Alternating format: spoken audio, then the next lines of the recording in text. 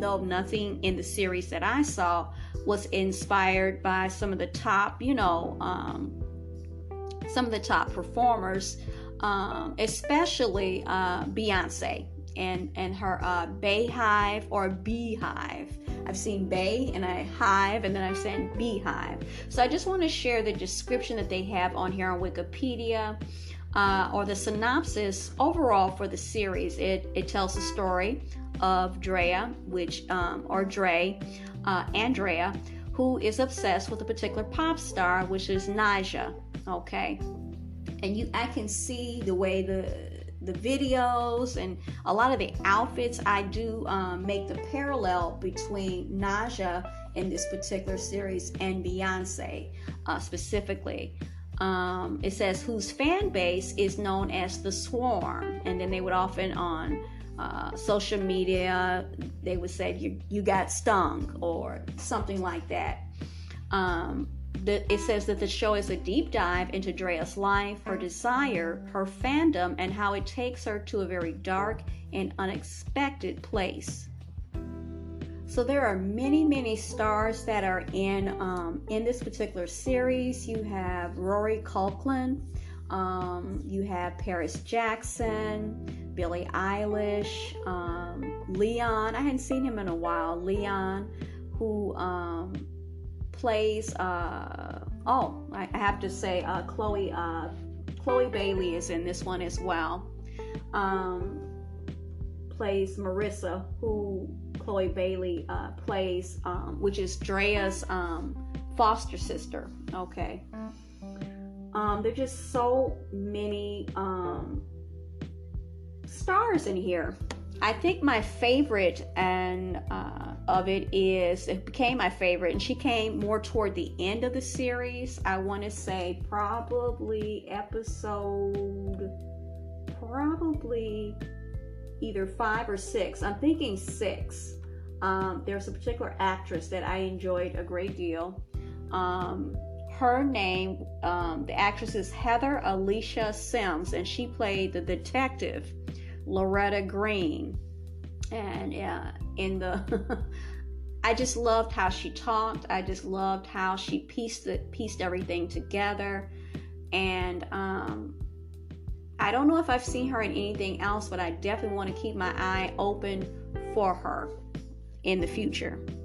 Now, it does say in the production and development part of the Wikipedia description of this particular series by Amazon is that in February 2021, Donald Glover signed an overall deal with Amazon Studios, and one of the projects in development include something called Hive, which would revolve around a figure inspired by Beyonce, with Janine Neighbors acting as co-creator and showrunner. And it says Glover is also credited as creator and executive producer and directed the first episode. Now, in regards to Malaya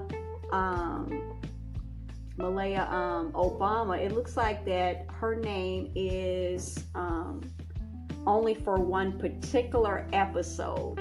And then you have, of course, on Wikipedia, you have who the storyline was for, who directed it, and so it looks like only one that I see her name is somehow attached to. I think it was probably episode 5. I see her name next to Janine Neighbors.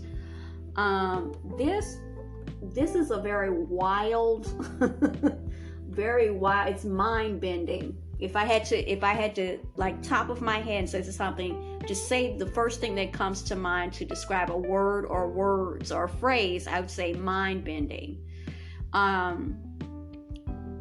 It kind of leaves you kind of like, whoa, what just happened, But there is a darkness about this particular episode, and in the next segment, I'm going to talk about what my experience was with this particular episode, and I'm curious to know if anyone else who has watched it or knows anyone else that has watched this particular series, if they can relate to some of the things that I'm going to say in the next portion of this particular episode.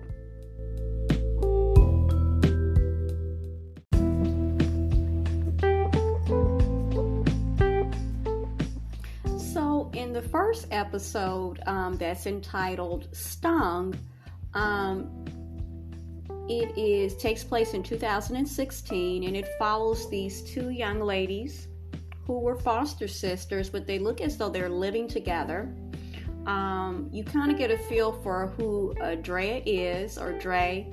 She's very low-key and withdrawn.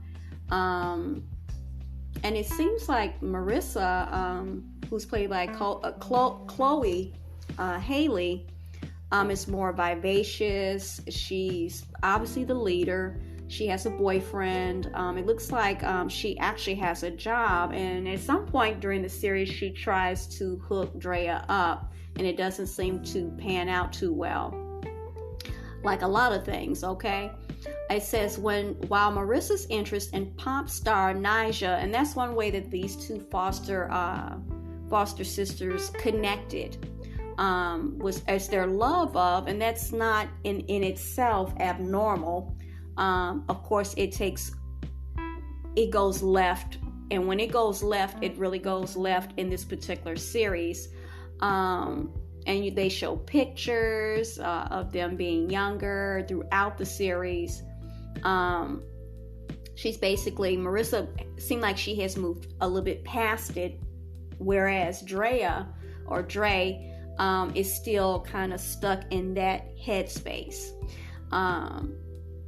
And can't exactly go on with her life and go through the milestones that most young people, especially young women, go through. She seems to be kind of frozen in a certain headspace, and I think that's where some of the dysfunction and toxicity kind of takes root in her. There's something there to begin with, but because of that fact, then of some things going on with her, it just spirals out of control. Her obsession and her focus on this particular Nyjah pop star is just unparalleled. It says, so Marissa actually has a boyfriend who comes. He might not be the best type of boyfriend, or for anyone actually, dysfunctional in his own way. But still, she's like many, inner city girls, minority girls. I would think. I've known many people like Marissa. So yeah. And I think at some point, Marissa actually wants to move in with Khalid, which is her boyfriend.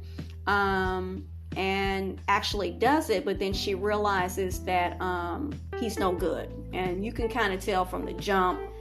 You can tell right away, not kind of, you can, that he's never going, he's not good for her. Okay, he's not a settling down kind of guy. He's just for the moment kind of guy. And then at some point, when she moves and leaves out of the apartment that she shares with Dre, she realized that, but she starts calling Drea back to back, and Drea is basically just absorbed in the whole Nyjah thing, and she's actually at a club, which surprised me that she actually, after that happened, because she was so upset that Marissa had moved out and that she would be by herself, and they were so close. It was like Nyjah and Marissa, her foster sister, went hand in hand to me.